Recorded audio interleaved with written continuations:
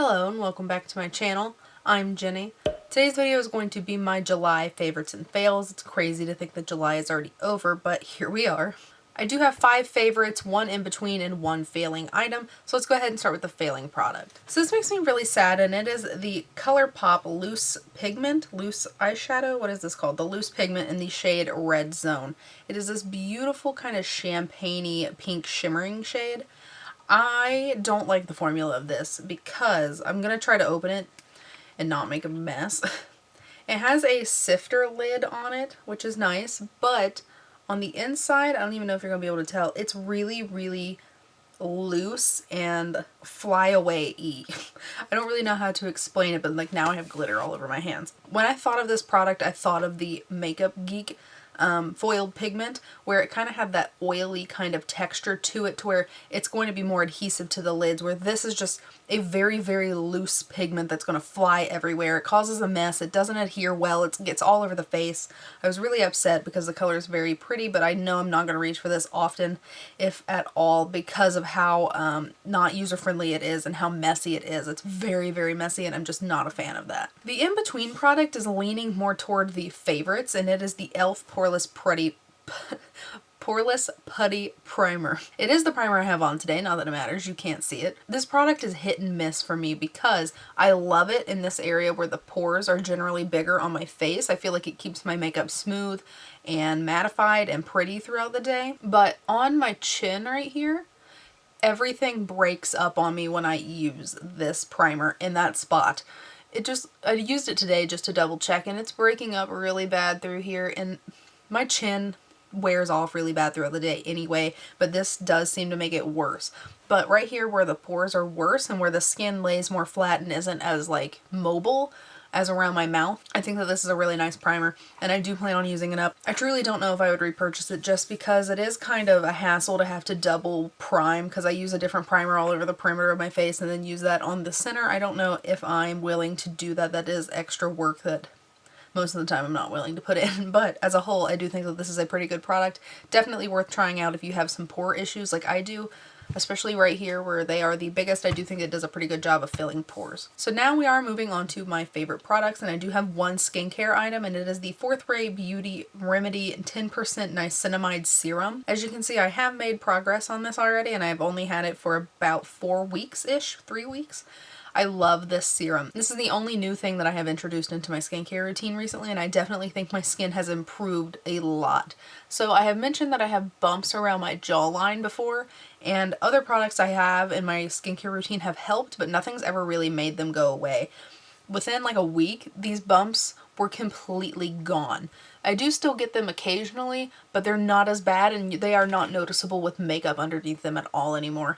As a whole, my skin just feels a lot more smooth, a lot more even, it has a lot less redness. It is still red, but it's a lot less than it used to be. I'm amazed with how good my skin looks after trying this, so I'm definitely going to keep this in my skincare routine. I definitely think you should check it out if you just want better skin health, if you just want your skin to look better overall. I think that this would really be a nice addition to your skincare routine. The next 2 items are ColourPop, keeping along with the ColourPop family. If you didn't know, Fourth Ray Beauty is a sister brand to ColourPop.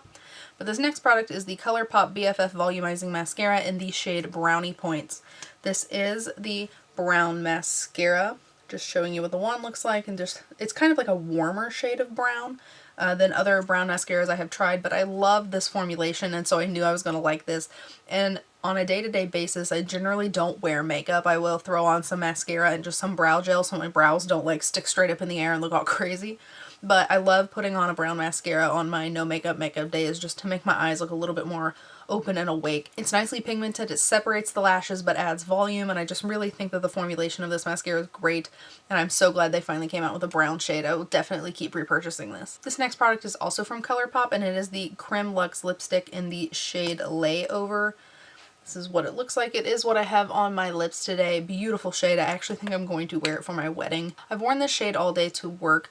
from morning to evening without reapplying, and it looks beautiful at the end of the day still. It definitely has some wear to it, but it does not need reapplying, and I had eaten quite a few different things with different like ingredients, so there were some oils, there were some like cookies with crumbs and stuff like that, and so it still looked beautiful at the end of the day. And so I definitely think that this is in the running to be my wedding lipstick. It's a beautiful shade, it's comfortable, it wears nicely. I definitely love this ColourPop line. You should definitely check it out. There's like a million colors in this line and they're all beautiful. So really been enjoying this lipstick. It has been my go-to for the past like 3 weeks. And these last two products are actually complexion products. They are both foundations, and this first one is the CoverGirl TruBlend Matte Made Foundation. I have mine in the shade L30.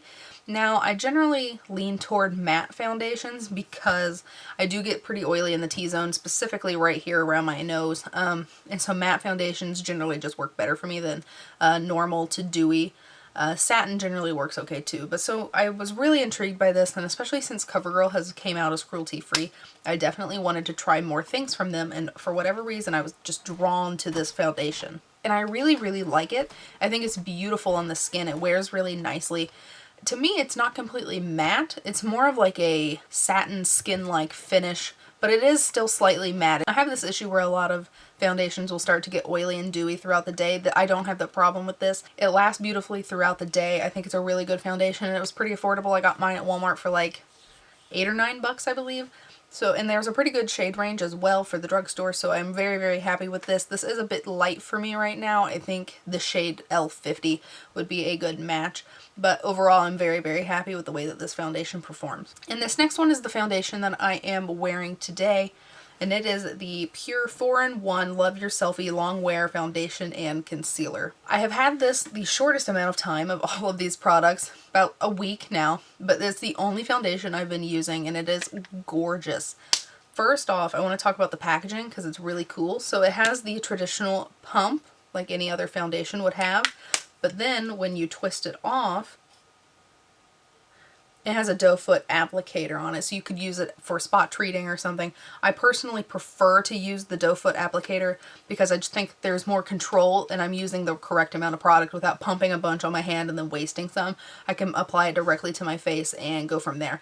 So I really, really like the packaging. I think that's a really awesome idea. This foundation comes in 100 shades, which is freaking awesome. I am in the shade MN3, which is a medium shade, I believe. A really good shade match for me. I think it looks really, really nice. I'm looking at myself in the mirror, and I've had this on all day long, and it looks just as good as when I applied it, except like right here where my mouth just, I have a really, really active mouth, and so it gets creasy really bad through here, and I have no idea how to fix that. So if you have any tips or tricks, let me know. I've tried the eyeshadow primer trick, which works sometimes with some foundations but not with others. But overall, I think that it's a beautiful foundation. It applies really nicely, it blends nicely, wears nicely. It's overall a beautiful foundation, and I'm very, very happy with it. It is kind of expensive, like 30 something I think, but I personally think it's worth it, and I would definitely repurchase this once I get through all the other foundations that I have. For someone who doesn't wear foundation, I have lots of foundations actually, but this is definitely in the running for the foundation that I wear on my wedding day.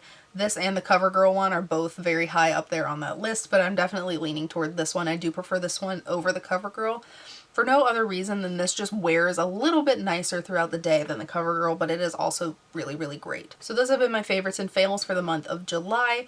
I hope that you enjoyed this video. Make sure you subscribe so you can see what my favorites and fails are for the month of August.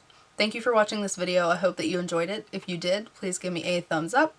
And if you would like to subscribe, please feel free. And I'll see you next time. Bye, guys.